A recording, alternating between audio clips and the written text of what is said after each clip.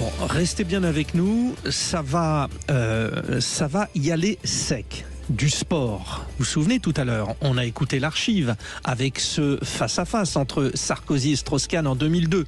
Le face-à-face que nous avons dans notre débat à venir est de cet acabit.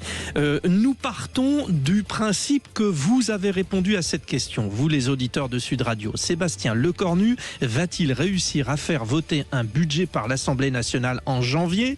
Pour l'instant, vous dites non à 71%, oui à 19%, je dis ça parce que 10% disent « je n'arrive pas à savoir, je ne me prononce pas ». Ça valait bien un débat, vous intervenez au 0826 300 300, vous allez écouter nos deux débatteurs dont je vous ai dit monts et merveilles et je tiendrai mes promesses. Vous appelez Zach au 0826 300 300 pour nous donner votre avis.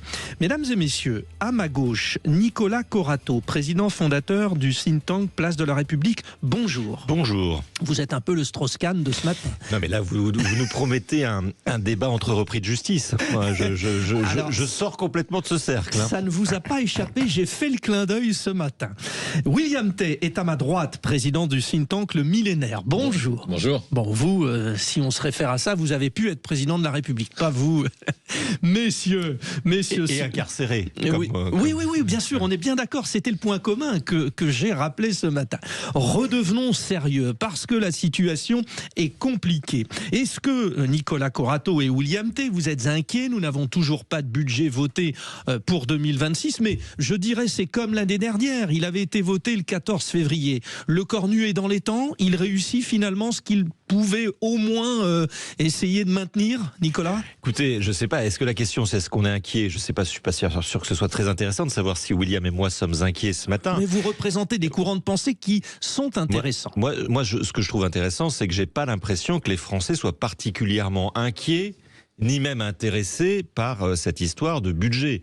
Malgré la pression, la tension qu'on a voulu mettre sur l'absence de budget, finalement on s'aperçoit que nos institutions, et vous l'avez bien dit, comme l'année dernière, ont permis d'amortir. Il n'y a pas de shutdown en France, on n'est pas aux États-Unis, et l'administration va pouvoir continuer à travailler. L'État français va continuer à emprunter sur les marchés financiers, les collectivités locales vont continuer à percevoir des dotations, mais effectivement toutes les réformes, tout ce qu'on veut ajouter de plus pour dynamiser la nation est tant qu'à laminer. Et effectivement, Monsieur Lecornu a encore quelques mois finalement, quelques semaines pour essayer de convaincre l'Assemblée nationale de voter un budget. Mais moi, ce qui me marque, c'est plus l'indifférence dans laquelle finalement tout cela se passe. J'ai pas l'impression que les Français soient très agacés ou très inquiets de ce qui se passe. Finalement, la société civile a pris le pas et continue à faire fonctionner la machine France. Moi, je note quand même les excellents chiffres économiques, notamment de croissance, c'est-à-dire que finalement, plus notre système politique s'enfonce, plus les Français prennent le relais et font tourner la France et le pays, ce qui n'est pas nouveau d'ailleurs. Phrase choc, Nicolas Corato dit le budget, ça n'inquiète pas les Français. William Tay dit non. Je sais pas dans quel monde Nicolas vit, moi je suis très inquiet. De toute façon, pour Nicolas, c'est pas très grave. À chaque fois qu'il y a un problème économique, c'est l'État. Commerce politique. De toute façon, le problème de Nicolas, c'est qu'à chaque fois, il pense que c'est l'État qui paie, qu'il y a de l'argent magique et que l'argent ça pleut du ciel. Non, pourquoi est-ce que les acteurs économiques sont inquiets? Parce que l'absence de budget crée de l'incertitude. C'est-à-dire qu'aujourd'hui, on ne sait pas à quelle sauce on va être mangé. Une partie des crédits d'impôt qui devaient être votés ne le sont pas. Une partie des dotations qui devaient être dotées aux collectivités territoriales pour permettre d'investir ne le sont pas également. Ça veut dire qu'aujourd'hui, une grande partie des acteurs économiques, parce que l'État, quand même, en France, a un poids prédominant dans la situation économique, fait que une partie des acteurs économiques sont dans l'incertitude. La France est paralysée. Une partie de la France est paralysée, une partie des acteurs économiques attendent leur situation, une partie des acteurs sociaux également attendent leur situation, et aujourd'hui on ne sait pas à quelle sauce on va être mangé. Ensuite, après, il y a deux choses. C'est est-ce que Lecornu va être en capacité de faire adopter un budget, et est-ce que Lecornu va être en capacité de faire adopter un mauvais budget? Parce que quand on regarde les situations, oui, effectivement, vous l'avez rappelé, François Bayrou a fait adopter une loi spéciale puis un budget, mais ça a conduit la France à s'appauvrir, ça a conduit la France à aggraver son déficit public, ça a conduit la France à aggraver sa dette publique. Il faut quand même le rappeler que la France a atteint 118% de dette publique, et donc il faut quand même rappeler quand même que le but d'un budget, c'est d'améliorer la situation économique, c'est pas uniquement de doter un budget pour faire plaisir à certains parlementaires, c'est de faire en sorte que la situation à la fin de l'année 2026 soit soit meilleure que la situation à la fin de l'année 2025. Et actuellement, malheureusement, ça ne semble pas le cas à cause des désirata de chacun. C'est le premier point de votre désaccord, Nicolas Corato et William Tay. Vous pensez que les Français sont plus ou moins, selon votre point de vue, concernés par ce budget. Ils nous répondront dans un instant. Vous nous appelez au 0826 300 300. Zach vous donne la parole. Intervenez dans ce débat. Vous êtes plus William, vous êtes plus Nicolas. Allez dans ce sens-là. Alors, au-delà de ça, Nicolas et William, c'est quand même un sacré tour de force qu'il est en train de réussir, Sébastien Lecornu. Politiquement, il tient la route, ce Premier ministre, Nicolas? Ah oui, c'est pas la première fois que je le dis. C'est un Premier ministre habile et malin. Peut-être la bonne personnalité au bon moment à la bonne fonction. D'abord parce qu'il a réussi un tour de force en rentrant dans l'histoire de la Ve République en renonçant au 49-3, c'est-à-dire en redonnant la main et la responsabilité à l'Assemblée nationale et en pouvant dire ensuite, écoutez, c'est pas moi, hein, ce sont les députés qui ont choisi de ne pas voter le budget, ce sont les députés qui choisiront demain de voter ce budget, ce qui déresponsabilise énormément et qui protège le chef du gouvernement et peut-être même le président de la République. Donc c'est un Premier ministre habile. La question, c'est très bien d'être habile politiquement et on peut lui en rendre grâce. Est-ce qu'on a besoin de ça ? Est-ce qu'on a besoin d'un Premier ministre habile et malin aujourd'hui? Est-ce qu'on n'a pas besoin aussi d'hommes d'État et d'hommes politiques qui soient en capacité, je veux dire, de créer les conditions d'un consensus? Bon, est-ce qu'on a besoin de ça? Alors Nicolas, William répond, est-ce qu'on a besoin de ça? D'une certaine manière, il faut quand même que l'État fonctionne. Oui, mais en fait, Lecornu fait du mieux qu'il peut avec la situation qu'il a. C'est-à-dire qu'il a une majorité, il n'a pas de majorité à l'Assemblée nationale et il fait face à une Assemblée nationale qui est fractionnée en 3 blocs irréconciliables. Ensuite, après, est-ce qu'il arrivera à faire adopter un budget? Il a réussi avec le projet de loi de finances de sécurité sociale. Je pense qu'il arrivera avec le budget 2026. Le problème, c'est pas ça. C'est qu'en fait, il arrive vous êtes unanime sur le fait que Lecornu, il tient la route. Justement, c'est là où moi j'ai un problème.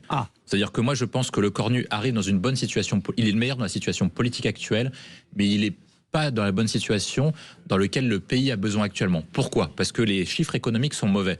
La dette publique est importante, quasiment à 120 points de PIB, donc on est à 120 points du PIB.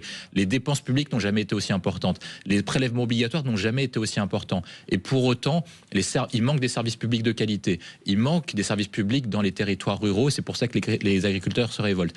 Il manque des services publics dans les territoires périphériques, et c'est pour ça qu'il y a eu les gilets jaunes. Donc, ça veut dire que le pays a besoin d'un grand réformateur, d'un grand visionnaire, pour faire un choc pour le pays. Or, Lecornu... Oui, mais ça, est-ce que ça vient d'un président, lapsus, est-ce que ça vient d'un Premier ministre ou ça doit venir d'un président? Pour faire la révolution Nicolas, sociale que William Tay appelle de ses voeux, et je note avec beaucoup de joie et de bonheur ce matin, l'hommage au service public de William n'est pas si courant que ça, donc je suis content de l'entendre. Pour faire cette révolution, il faut d'abord un Premier ministre qui corresponde au scrutin et au résultat du scrutin. Monsieur Lecornu est un Premier ministre habile et malin, je le disais, mais il a un grand défaut. C'est un Premier ministre qui appartient au camp qui a perdu les élections législatives, perdu les élections européennes. Donc comment peut-il être légitime, je ne dis pas politiquement, je ne dis pas institutionnellement, mais politiquement, aux yeux des Français, pour mener les réformes qu'appelle William de ses voeux? Qui est aujourd'hui légitime et correspond au résultat du scrutin? Certainement pas Monsieur Lecornu. Bon, tous les deux, nous buvons vos paroles, mais ça c'est une habitude, qu'on soit de gauche, qu'on soit de droite, on vous aime pas, mais au bout du compte, on vous aime. Mais vous avez parlé en lieu et place des Français. Alors, ils répondent au 0826 300 300. Paul, qui nous appelle de Damazan. C'est ça, Paul? Oui, bonjour Frédéric, bonjour William, bonjour Nicolas et bonjour à Zach. Je suis à côté de Damazan, moi, c'est un petit village qui s'appelle Razimé. Oui, à côté de quel où exactement? Rappelez-nous où se trouve Damazan. Damazan, mais vous connaissez Marmande avec M. Frédéric Gros. Oui, alors si vous me parlez cycliste, alors écoutez, là vous êtes terrible. Bon, donc vous avez entendu William et Nicolas, ils ont dit les Français ne s'inquiètent pas du budget. Vous, ça vous inquiète cette question du budget ou pas?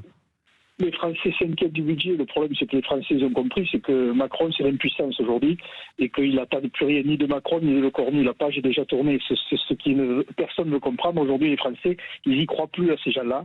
Tous ceux qui sont passés dans ces 2 gouvernements successifs, enfin dans ces 2 quinquennats successifs, ils ont fait que des bêtises. Moi, j'aurais dit des conneries parce que c'était voilà.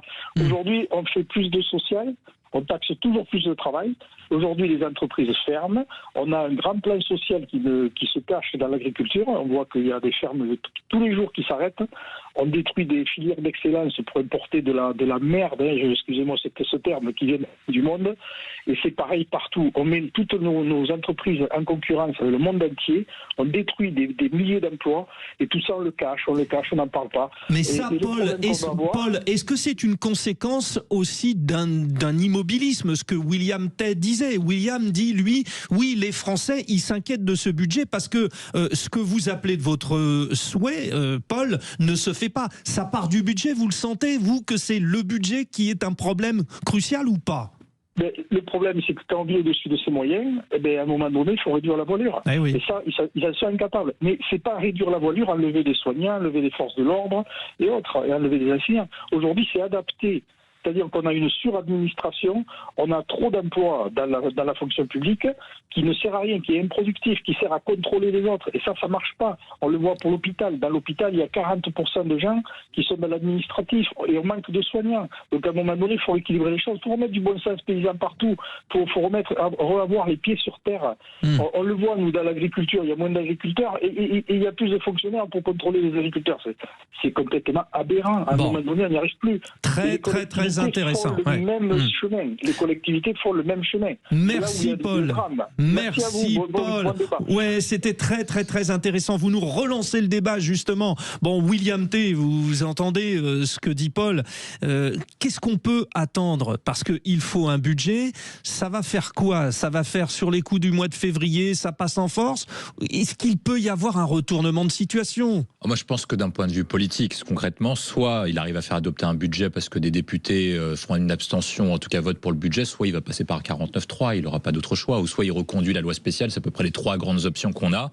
Mais je pense que on aura un budget en février, un peu comme ce qui s'est passé la dernière fois avec François Bayrou, parce que au bout d'un moment, les acteurs économiques vont mettre une pression sur le Parti socialiste, vont mettre une acteur sur le camp présidentiel et sur les Républicains pour qu'ils votent le budget. Donc ça arrivera. Vous dites aucune possibilité de dissolution de l'Assemblée nationale, par exemple, parce qu'il n'y aurait pas d'entente sur. C'est pas possible on va pour le dire vous. Très concrètement, ils ont tellement les chocottes de retourner devant les urnes qu'ils vont faire adopter le budget plutôt que de retourner devant les urnes. Confirmation, Nicolas, vous êtes enfin d'accord tous les deux ou pas là-dessus? Sur l'absence de dissolution, moi je ne fais plus de pronostics parce que je laisse, c'est courageux. Je laisse le magicien de l'Élysée avec sa boule de cristal. Moi je ne veux pas prendre la responsabilité de quoi que ce soit dans cette histoire. En revanche, il y a un vrai sujet, c'est qu'on ait un budget ou pas de budget, ça ne résoudra pas les problèmes que mentionnait votre auditeur. La solution politique des problèmes que mentionne votre auditeur, elle peut avoir lieu éventuellement lors du débat en 2027. C'est des choix de société à faire. C'est est-ce qu'on accepte finalement d'abandonner la mondialisation pour reprendre en main ceux qui sont restés dans notre pays, ou est-ce qu'on continue à gagner des parts de marché à l'international, ce que fait la France et ce que font les entreprises françaises, et puis à laisser ceux qui ne peuvent pas bouger, ceux qui sont collés au territoire national, s'appauvrir, déprimer et s'enfoncer dans le marasme. Alors qu'on va se souhaiter la bonne année dans quelques heures, les choix vous nous dites 2026 ne servira à rien politiquement. Je pense que au niveau national, pas au niveau local. Il y aura une actualité politique en 2026, bien entendu, mais elle ne réglera pas les problèmes des Français tels qu'ils sont présentés par vos auditeurs. 0826 300 300, justement, vous réagissez. Je vous rappelle la question. Sébastien Lecornu va-t-il réussir à faire voter un budget par l'Assemblée nationale en janvier? Dominique, qui est à Roussillon, dans le Var, 84, je vois. C'est bien ça, Dominique? Non, c'est le Vaucluse. C'est le Vaucluse, bah oui, c'est 83 le Var. 83 le Var, 84 Vaucluse, 85 Vendée. Bravo, moi qui embête mes enfants avec ça. Bon, bien vu Dominique. Bon, vous dites quoi sur le budget? Il va être bouclé ou pas? Alors je vais vous dire ce qui va être difficile à boucler. Le plus difficile des budgets à boucler, c'est le budget des ménages aujourd'hui. C'est pas tellement le budget de la France, c'est vraiment le budget des ménages. Et c'est ça qui concerne tous les Français. Et c'est ça qui aujourd'hui fait peur à tout le monde. C'est que le budget des ménages est de plus en plus difficile à boucler. Et moi, in fine, je me dis, oui, bien sûr, il va boucler un pseudo-budget, mais ça sera pas le budget de la France. Ça sera le budget des partis politiques qui aujourd'hui, comme vous l'avez très bien dit, ont très très peur de se retrouver devant les urnes. Et c'est quelque chose qui est complètement immatériel pour les Français. Ce qui est matériel, c'est la fin du mois qui commence le 15 et qui est de plus en plus difficile. Et moi, je vois autour de moi, il y a une fuite des jeunes qui s'en s'en vont. Rien que dans mon petit hameau, j'ai 3 couples qui sont déjà partis, mais qui ont quitté la France et qui, il y a quelques semaines, nous disaient moi, je pars en Amérique du Sud. Il y en a un autre qui est parti au Maroc, un autre couple qui est parti au Maroc. Et les gens aujourd'hui quittent le pays parce qu'ils n'y voient plus d'avenir. Alors le budget de la France, c'est vraiment le cadet de leurs soucis. Ah oui, c'est vrai que vu comme ça, effectivement, c'est très intéressant. Dominique, quel regard vous portez sur les députés? Et puis je solliciterai nos 2 débatteurs là-dessus parce que ils ont beaucoup travaillé, ils donnent beaucoup, mais finalement ils jouent leurs cartes. Vous dites oui, allez-y les députés, ou non, vous êtes dans une démarche qui est totalement improductive? C'est totalement improductif. Aujourd'hui, je dirais que la politique est démonétisée. Elle n'est monétisée finalement que pour animer une actualité médiatique, mais auprès du citoyen lambda, qui est finalement le donneur d'ordre de ces gens. Il n'y a plus de respect de la fonction du député.